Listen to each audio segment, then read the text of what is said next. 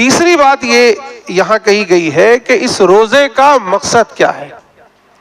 اس روزے کا مقصد ہے تقوی کا حصول۔ کئی مقاصد ہیں، اس میں بنیادی درجہ اس کا ہے۔ پہلا مقصد تو یہ ہے کہ ہم اور آپ روزہ اس لیے رکھیں کہ ہمارا پروردگار ہم سے راضی ہو جائے۔ حدیث میں کہا گیا نا، الصوم لی وانا اجزی بہ، یہ روزہ خالص میرے لیے ہے اور میں ہی اس کا بدلہ دیتا ہوں۔ یعنی یہ روزہ خالص اللہ کے لیے، اللہ کو راضی کرنے کے لیے۔ ایک بات۔ دوسرا مقصد یہ ہے کہ روزے سے ہمارے اندر تقوی پیدا ہو، پرہیزگاری آئے۔ کس طرح؟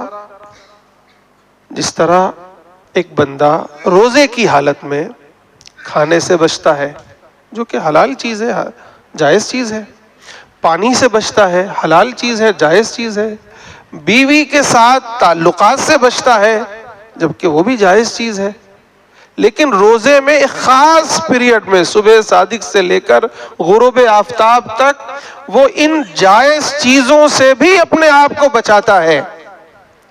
گویا وہ اس بات کا اقرار کرتا ہے کہ پروردگار، جس طرح آج میں یہ روزے میں ان چیزوں سے بچ رہا ہوں، ایسے ہی پوری حیات میں تیری تمام نافرمانیوں سے بچوں گا۔ یہ ہے تقوی۔ میں نے پچھلے ہفتے بھی یہ بات عرض کی تھی کہ تقوی کے معنی ہی ہوتے ہیں بچنے کے، اللہ کی تمام نافرمانیوں سے بچنا، تمام گندی عادتوں سے بچنا، تمام خلاف شریعت باتوں سے بچنا، یہ تقوی ہے۔ ایک مثال بہت پیاری ہے، بار بار اسے نقل کرنے کو دل چاہتا ہے، کہ حضرت عمر رضی اللہ تعالیٰ عنہ نے حضرت ابی ابن کعب سے فرمایا کہ تقوی کیا ہے؟ انہوں نے فرمایا کہ کیا کبھی آپ کسی ایسے راستے سے گزرے ہیں اس کے دونوں طرف کانٹے ہوں؟ آپ نے فرمایا ہاں میں گزرا ہوں۔ تو حضرت ابی ابن کعب کہا کذالک التقوی، نہیں اس سے پہلے بلکہ انہوں نے پوچھا کہ کیسے گزرے ہیں؟ تب حضرت عمر نے کہا شمرت واجتہدت، میں اس طرح گزرتا ہوں کہ اپنی چادر دونوں طرف سے سمیٹ لیتا ہوں اور انتہائی کوشش کرتا ہوں کہ کہیں کوئی کانٹا چبھ نہ جائے، یعنی تمام کانٹوں سے بچتے ہوئے گزرتا ہوں۔ تو حضرت ابی ابن کعب نے کہا کذالک التقوی، یہی تقوی ہے۔ یعنی ہم اور آپ اپنا یہ جیون، اپنی زندگی اس طرح گزاریں، اس طرح گزاریں کہ اللہ کی نافرمانی کا، گناہوں کا، بے حیائی کا، برائیوں کا کوئی کانٹا چبھ نہ جائے۔ یہ جو دامن ہے صاف ستھرا پوتر، یہ داغدار نہ ہو جائے۔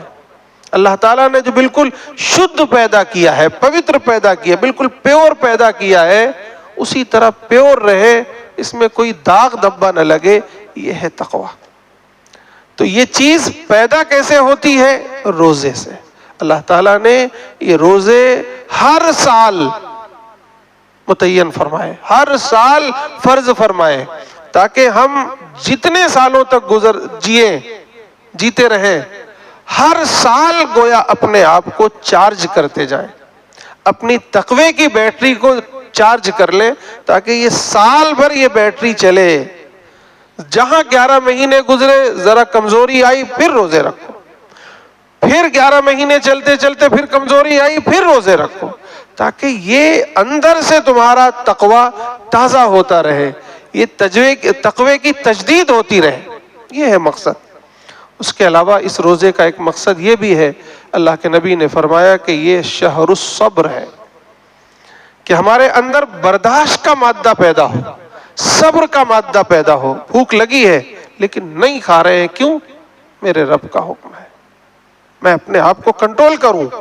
یہ کنٹرول کرنے کی، صبر کرنے کی صلاحیت پیدا ہو، کہ ایک مومن ایسا نہیں کہ کہیں بھی چلا جائے، کہیں بھی منہ مار لے، کہیں بھی کچھ کر لے، نہیں، اسے اپنے نفس پر کنٹرول ہو اور صابر ہو، ثابت قدم ہو۔ تو یہ مقصد تو یہ بھی ہے۔ روزے کا ایک مقصد یہ بھی ہے، اللہ کے نبی نے فرمایا کہ یہ شہر المواسات ہے، دوسروں کی غمخواری کا مہینہ ہے، ایثار و ہمدردی کا مہینہ ہے.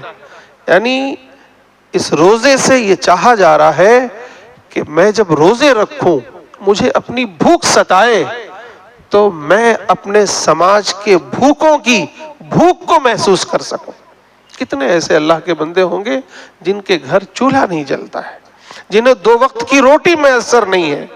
ان کی بھوک کو میں محسوس کرنے لگوں، ہر بندے مومن محسوس کرنے لگے، تو پھر سماج میں کوئی بھوکا نہیں بچے گا. ہر بندے مومن دوسروں کی پیاس کا، دوسروں کی مصیبتوں کا، دوسروں کی پریشانیوں کا، دوسروں کی محتاجگی کو محسوس کرنے لگے تو پھر کوئی سماج میں بھوکا محتاج نہیں رہے گا. یہ ہے روزے کا مقصد.